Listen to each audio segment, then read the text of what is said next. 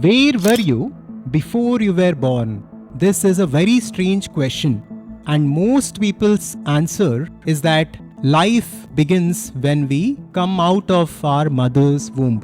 But the ancient Vedanta says something which is very different. It says existence always exists, and you can never experience non-existence because non-existence does not exist, which in turn means that you always existed and you will continue to exist even after the physical death. The body may change, the mind may change, but you remain the same. The Garbhopanishad says that at the point of birth, the soul's memories from the past lives are wiped out. A force called Vaishnava Prana clears away these conscious memories, giving the child a new beginning.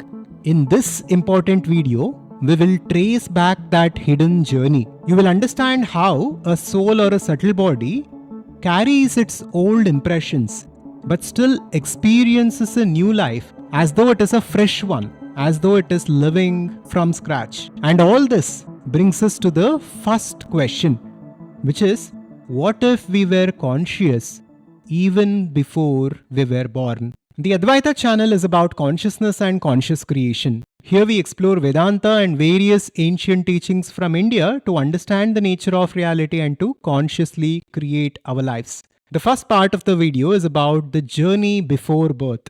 Picture a tiny being resting in the womb, yet already carrying hidden seeds from countless past lives. These seeds are the impressions of old actions, joys, fears, and regrets. The ancient Garbhopanishad says the mind of the fetus is highly active because there are no distractions from the outer senses. In that quiet space, those impressions feel vivid and alive. These impressions stay in the unborn child like a vast storehouse of memories. Along with this, the child also feels the moods of the mother. If she feels calm, a gentle sense of safety comes. If she feels anxious, the small being within her shares that anxiety. This is why the womb is described as a place where the past and the present are layered together. The child experiences the past and the present simultaneously. Imagine a traveler who travels from one place to another. When he enters a new country and a new city, and when he checks into a new room, all of his old baggage in terms of his clothes and his belongings still come with him. This is how we need to look at birth and rebirth. We still carry the past with us. In the same way, the soul steps into a new family, still carrying the karmic seeds of past lives. The new body and parents are not chosen at random, but the subtle karma guides the soul to the exact place and family that matches those seeds, just as the right soil is chosen for a specific seed to grow. This shows that birth is not just about biology. The soul is directed to a specific condition, to specific parents, based on alignment, based on the nature of karma it carries, and based on the nature of karma and memory that the parents carry. Only if there is alignment, there is a match. And this is how each child is born in a specific place at specific time where it can continue its journey, where it can continue its self-discovery. The conditions of life, whether in wealth or poverty, health or struggle, are shaped by these deep patterns. But there is something which is very puzzling here. If there are so much of memories that is embedded within us, if we carry such large amounts of data as children, as babies, then why don't we remember it? Now, to explain this, the Garbhopanishad talks about something called as the Vaishnava Prana. Just as the child is ready to emerge into the world, a cleansing force acts. This power wipes away the sharp memory of earlier lives, and it only leaves away the unconscious imprint, which is buried deep, while the conscious mind is cleared of all old memories. This will give an illusion of a new, fresh life.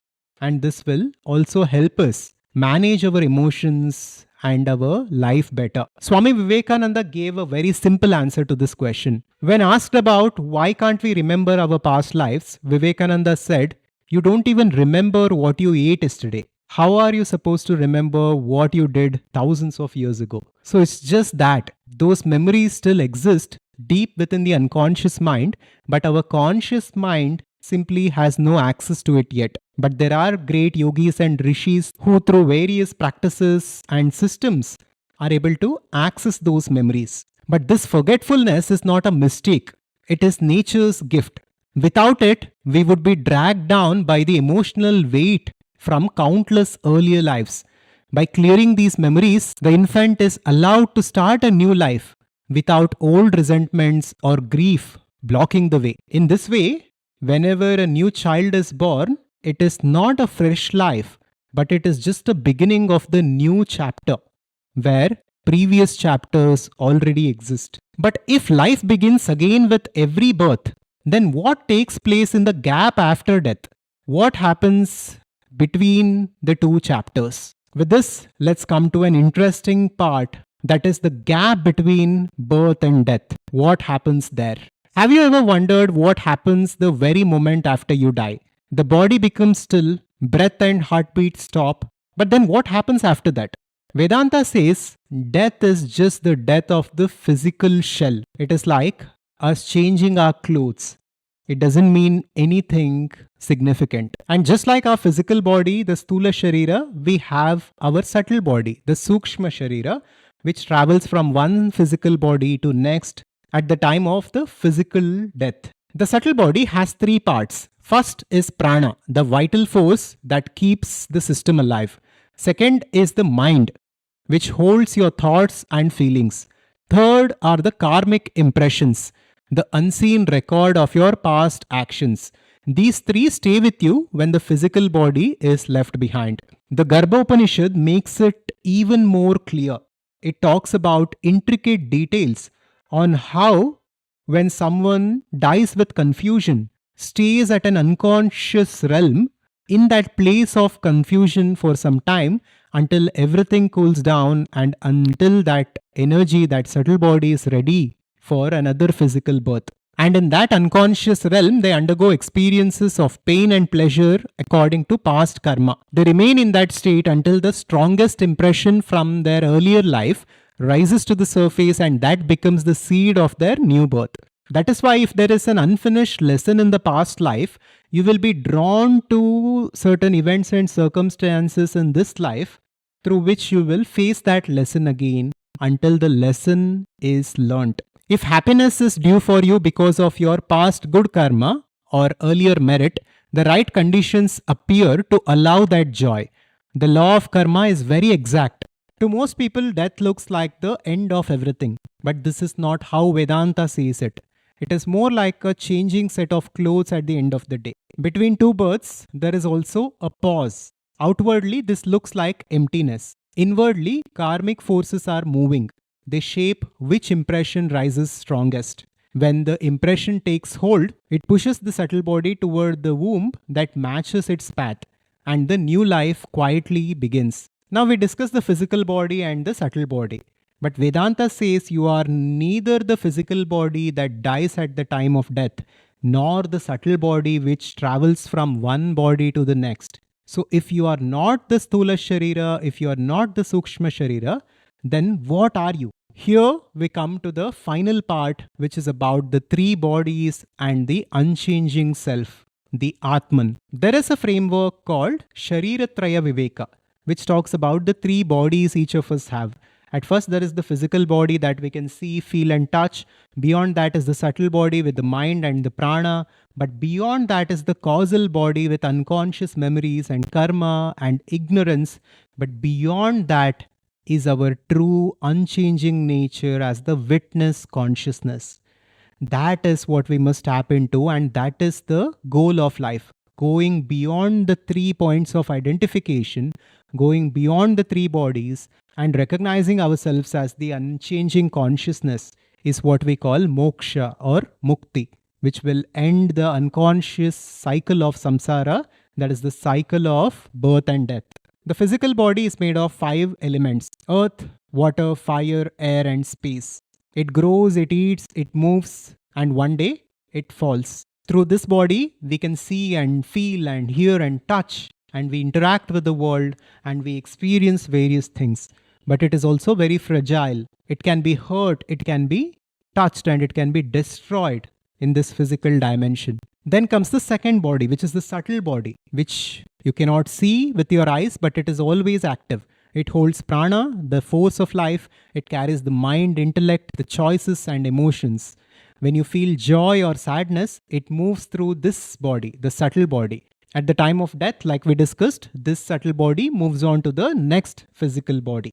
It is like a traveler who keeps carrying the luggage of old habits and karmic seeds. These impressions are what links one life to another. The third body is the Karana Sharira, the causal body, which cannot be talked about much. It is non-local in nature, which means it doesn't exist in one particular place, but it carries all the impressions of past. It also carries certain identification, which Vedanta calls as avidya or ignorance, which separates us from our true essence, which is Atman or consciousness. To make this clear, think of a computer. The physical body is like hardware that you can see and touch. The subtle body is like the software, thoughts, feelings, and memory that run every process. But the causal body is the source code, the hidden program that shapes how your software will behave. All of these three things put together makes you who you are and makes every life experience possible. But the paradox is you are none of these things. You are not the physical body, you are not the subtle body, you are not even the causal body. Vedanta says you are the Atman, the unchanging witness consciousness. And this is not just a belief system, this is a fact, this is the truth, which you can see for yourself right here, right now. Right now, just look at your own experience. You're listening to me through the video and your eyes are engaged and they're looking at the video. Your physical body is what you can see and experience. But beyond that is the mind. Here you're thinking about different concepts, you're trying to understand them, you're trying to internalize them. So this is the mind, which you can also understand. But beyond the body and the mind, there is an aspect of you which is simply witnessing what is happening. It is not controlling anything, it is not actively doing anything, but it is allowing everything to happen. That is your consciousness, your awareness. Your consciousness is the foundation within which you are experiencing this video, right? Without your consciousness, nothing can happen. Now, this consciousness is who you truly are, and this consciousness is what is beyond the physical body, the subtle body, and the causal body. Realizing the Atman is the purpose of Vedanta. When you truly see that you are this consciousness, fear of death drops away. You are not attached to anything, nor are you detached from everything. You just exist as you are, as that unchanging witness consciousness. And with that comes peace and deep sense of fulfillment. And also a new understanding that you are not confined to the body that rises and falls. You are the awareness or consciousness that uses it, just as the traveler uses clothes for some time. So finally, Vedanta teaches us two clear lessons here. Number one, you are not the physical body that is born and that will die. And second, when you actually understand this and recognize this, all forms of fear fades away, including the fear of death. And a quiet search begins. The search for your true self, that unchanging self. That is the search that truly matters in anyone's life. So before you sleep tonight, as you go to bed, just bring this thought in your awareness. Who am I? Am I the body that is going to sleep? Am I the mind which still stays awake, dreaming different dreams? Or am I the witness behind and beyond the body and mind, which is eternal and which always is? Just have this thought and go through this process of self-inquiry, which might take you to some profound revelations. If this idea helps, make sure to subscribe to our channel and next check out this important video that we had made on the nature of God, where we answered the question of whether God created us or did we create God. Subscribe to Adhvaitha to wake up. Shivoham.